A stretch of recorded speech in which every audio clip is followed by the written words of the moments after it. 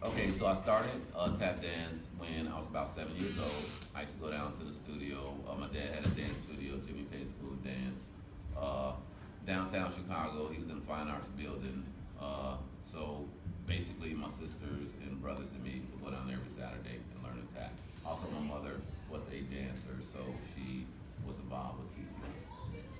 And then can you speak a little bit about the history of tap dance? Okay, so the history of tap is it's a little complex, because no one can say exactly, where it came from. But basically, the history of tap dance starts with African dance, where the drums were pretty much replaced with another, I guess, a percussive instrument in the feet.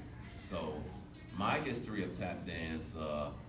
My dad was born in 1905, so that goes way back. He was one of the first people that had tap on the stage.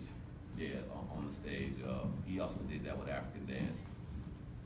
The history of tap is pretty much the Africans and the Irish in a melting pot, America coming together and forming this new dance, tap dance.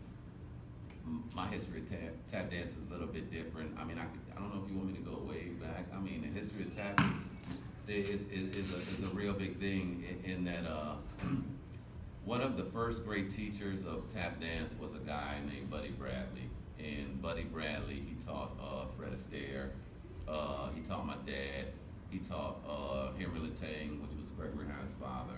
So this was in the 1920s. He was the biggest person on Broadway.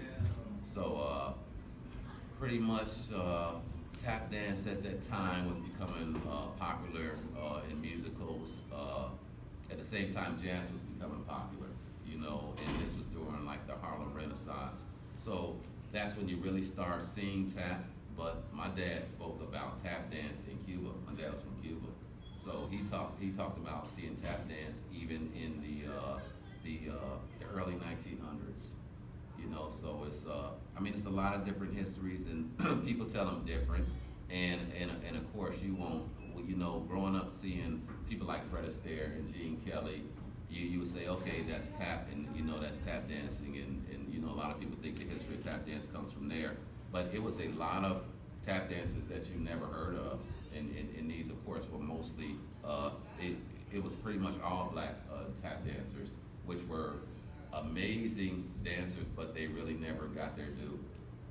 So I mean, when you speak about the history of tap, it's very complex.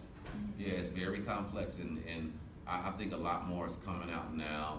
There's a book, Constance Vallis Hill wrote it, and I forgot the name of the book. I'm sorry, but she really goes into it. It's very complex. Yeah, and it's not what it seems.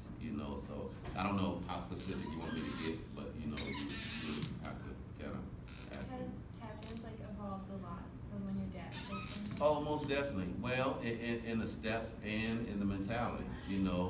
Tap dance. A lot of people back in the day. Well, tap was really big in the 1930s and the 40s. It started dying out, it? and especially for black people, they looked at tap as a like a sellout dance. You looked at Bill Bojangles, and you saw him with Shirley Temple, and a lot of black people didn't like looking at that history of themselves. Being it was more like a servant type thing, like, hey, show me a step, and you get out there, you do your step, and you got blackface on, and so a lot of people, even when I was growing up, well, I grew up in the 60s and 70s, so when I was growing up, tap wasn't really popular, and if you did that type of dance, I mean, it wasn't cool at all. That wasn't a thing to do.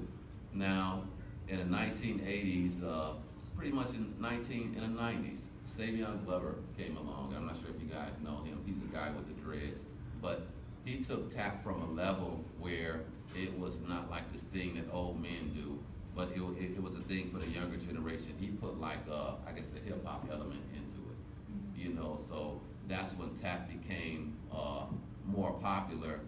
Today, what you see back in the day, the guys were great, with their feet and their skills. But today, you can look at YouTube, and a lot of these kids are coming up well, I could never even dream of doing what they're doing. Even though I've been practicing tap for all these years, they have, I mean, they could look at YouTube, they could study all these different dancers on YouTube, and it's a lot of tap dance conventions, tap festivals that people are learning from. So it's a big difference from back in the day. Back in the day, you might see a guy, if they get on stage, they're gonna be dressed up, you know, suit and tie, you know, real classy. Today, people pretty much get on the stage with anything, and this is true. I mean, they might get on the stage in shorts, but the skill level is so great. I mean, it is amazing. I gotta keep it myself. Yeah, yeah. What's tap dancing like in Chicago? Is there a big community? Tap dancing is a big community in Chicago. It's the biggest tap festival in the world is here. So, and it's Chicago Human Rhythm Project, and this has been going on for maybe 25 years. So, Lane Alexander does that, and he's right down at 410 South Michigan. So it's called the American Rhythm Center. So, the tap dancing in Chicago, you have Mad Rhythms. I got a guy by the name of Jimmy Taylor. Amazing feat. And he was my student when he was a little kid. You got Nico Rubio. You got Trey Dumas. Of course, I said Lane. You got Star Dixon. She's a female tap dancer, amazing tap dancer. So it's a lot of people in Chicago that actually came from Chicago and went to other places and made a name for themselves. So Chicago is a hub for tap dancing. I just have one more question. Mhm. What do you make sure your students know, like when you're teaching them? Wow. Now, and some might disagree, you know, and they're really pushing the history of tap. Everyone pushes that. Most of the tap dance teachers I know, they say, okay, well, you need to learn the history of tap. And even a couple of months ago, we had a master teacher, and he's a professor at Duke, and he came and, you know, he told us these, you know, most of the class was talking about the history of tap, which is very important, you know. I mean, that's you know, it's good to get our story out. But my thing is, when you dance is supposed to give you something.